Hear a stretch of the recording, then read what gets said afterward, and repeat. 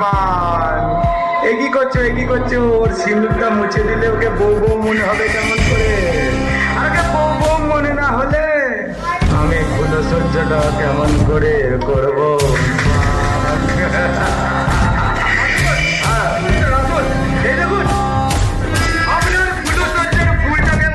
যৌবনের পাপড়ি মেলে ফুটে রয়েছে আর বুকে কত মধু জমে রেখেছে সেটা তো বললে না ওসমান।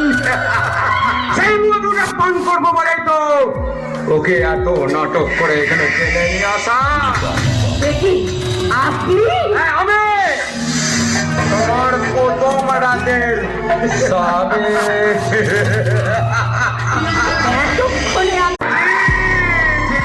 ওসমান, একই করছো ওর সিঁদুরটা মুছে দিলে ওকে বউ বউ মনে হবে কেমন করে?